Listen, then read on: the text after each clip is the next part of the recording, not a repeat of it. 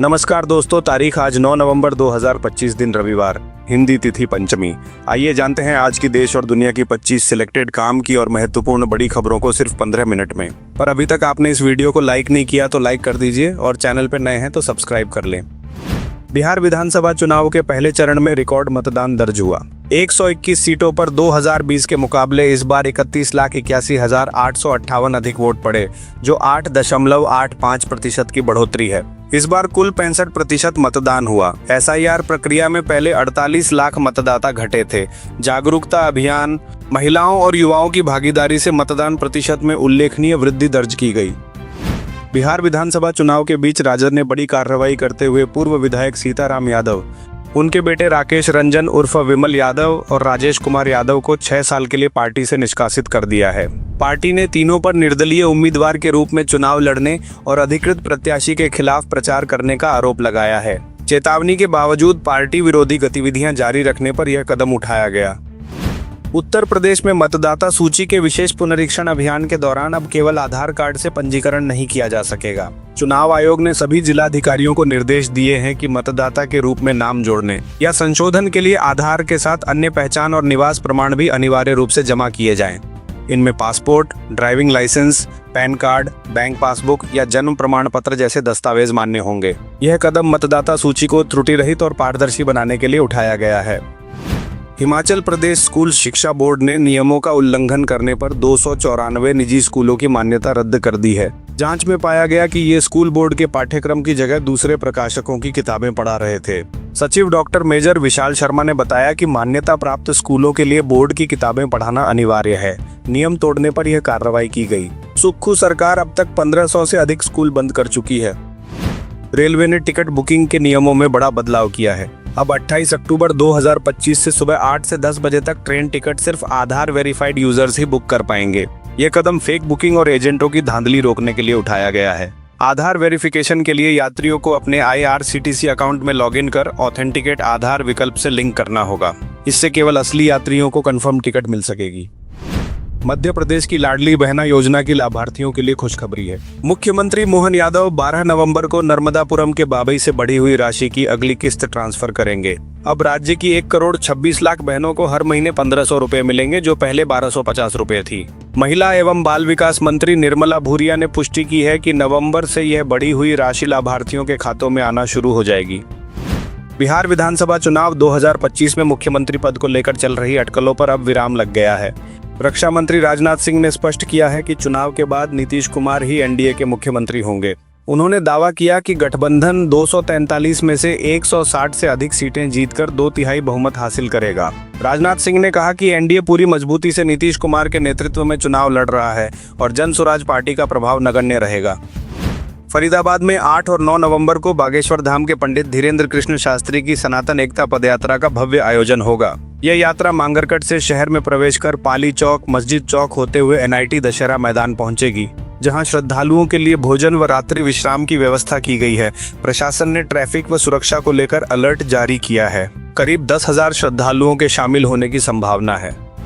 पंजाब में 2.5 lakh smart ration card धारकों को मुफ्त गेहूं वितरण में देरी से परेशानी बढ़ गई है। जालंधर समेत कई जिलों में पुराने स्टाफ के तबादले और नए कर्मियों को क्षेत्र की जानकारी न होने के कारण गेहूं गोदामों में ही पड़ी है। डिपो होल्डर भी चिंतित हैं क्योंकि पर्चियां और रिलीज ऑर्डर जारी नहीं हुए। विभाग ने आश्वासन दिया है कि जल्द वितरण प्रक्रिया शुरू कर दी जाएगी।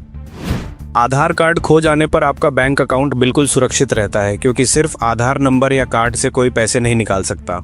बैंक ट्रांजैक्शन के लिए पिन, OTP या बायोमेट्रिक वेरिफिकेशन जरूरी होता है। UIDAI ने साफ कहा है कि केवल आधार नंबर जानने से कोई अकाउंट हैक नहीं कर सकता। हाँ, आधार की जानकारी का गलत इस्तेमाल कर फ्रॉडर नकली अकाउंट या सिम ले सकते हैं, इसलिए अपनी डिटेल्स किसी से साझा न करें। अयोध्या में 24 नवंबर को होने वाले श्री राम मंदिर ध्वजारोहण समारोह को लेकर श्रद्धा और उत्साह का माहौल है। देश भर से आ रहे भक्तों के कारण शहर के सभी होटल, गेस्ट हाउस और धर्मशालाएं पूरी तरह हाउसफुल हैं। 20 से 30 नवंबर तक एक भी कमरा खाली नहीं है। VVIP प्रवेश द्वार आदि शंकराचार्य द्वार को विशेष रूप से सजाया जा रहा है। श्री राम जन्मभूमि ट्रस्ट ने अतिथियों के ठहरने की पूरी व्यवस्था सुनिश्चित कर दी है। हरियाणा पुलिस ने अपराधियों को कड़ी चेतावनी दी है कि अगर वे 20 नवंबर तक थानों या चौकियों में सरेंडर नहीं करते तो पुलिस उन्हें पाताल से भी ढूंढ निकालेगी। स्पेशल पुलिस ऑफिसर अनुराग लथवाल का यह बयान सोशल मीडिया पर वायरल हो गया है, जिसमें उन्होंने कहा कि धरती और समुद्र भी छोटे पड़ जाएंगे भागते भागते। डीजीपी ओपी सिंह के निर्देश पर शुरू हुए ऑपरेशन ट्रैकडाउन के तहत पुलिस गंभीर अपराधियों पर शिकंजा कसने में जुटी है। बिहार के हाजीपुर में ईवीएम स्ट्रांग रूम को लेकर सियासी घमासान मच गया है। आरजेडी ने आरोप लगाया कि स्ट्रांग रूम के सीसीटीवी कैमरे बंद किए जा रहे हैं और आधी रात में एक पिकअप वैन अंदर जाकर बाहर निकली। वीडियो वायरल होते ही प्रशासन सक्रिय हुआ। डीएम वर्षा सिंह ने मौके का निरीक्षण कर जांच के आदेश दिए और कहा कि शुरुआती जांच में लापरवाही सामने आई है। उन्होंने आश्वासन दिया कि स्ट्रांग रूम की सुरक्षा 3 लेयर में पूरी तरह सुरक्षित है। दिल्ली एनसीआर में ठंडी हवाओं और धीमी हवा की गति के कारण स्मॉग की परत और गहरी हो गई है, जिससे सांस लेना मुश्किल हो गया है। वायु गुणवत्ता सूचकांक 335 दर्ज किया गया, जो बहुत खराब श्रेणी में है। भारतीय मौसम विभाग ने चेतावनी दी है कि आने वाले दिनों में प्रदूषण और बढ़ सकता है। पराली जलाने से PM 2.5 का 38% योगदान हो रहा है। विशेषज्ञों ने लोगों को मास्क पहनने और बाहर कम निकलने की सलाह दी है।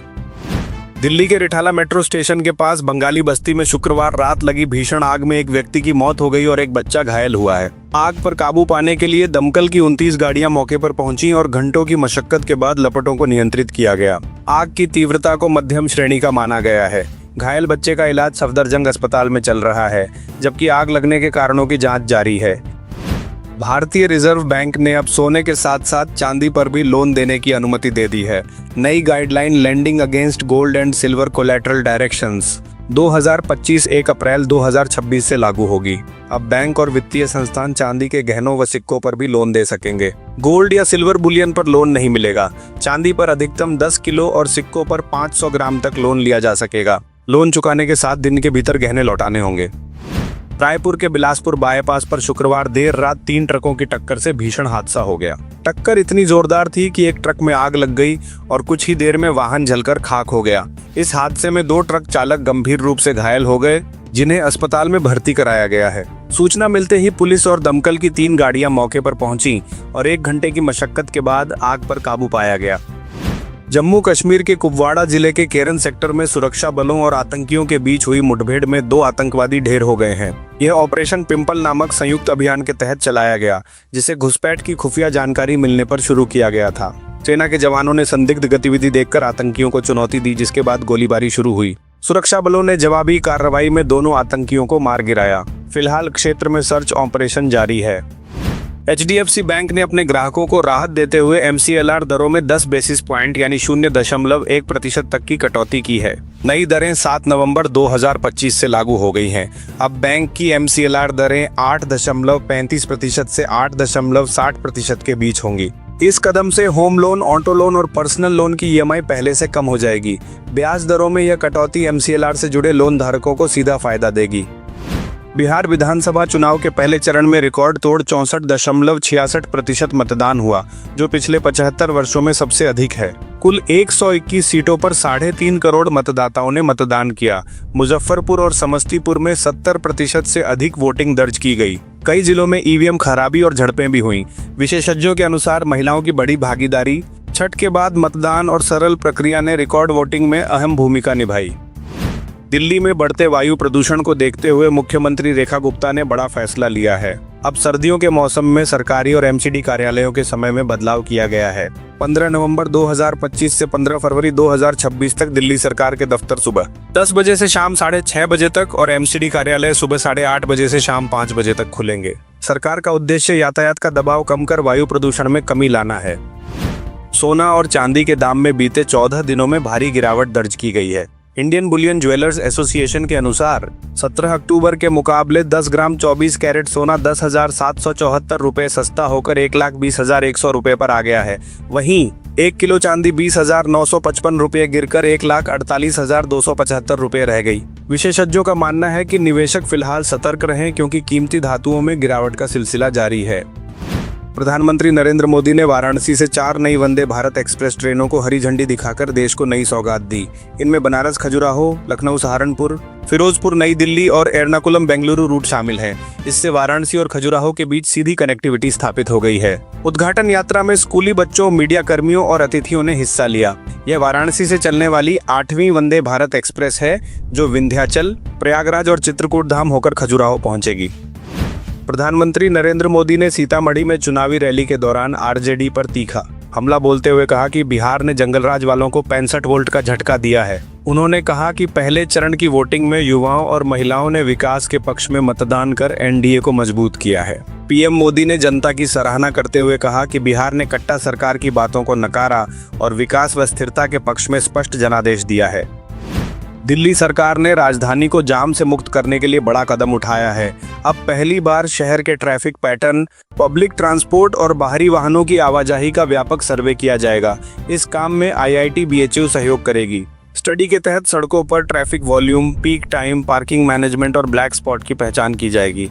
उद्देश्य है भीड़, प्रदूषण और यात्रा समय को कम करना ताकि दिल्ली को एक स्मार्ट और जाम फ्री सिटी बनाया जा सके।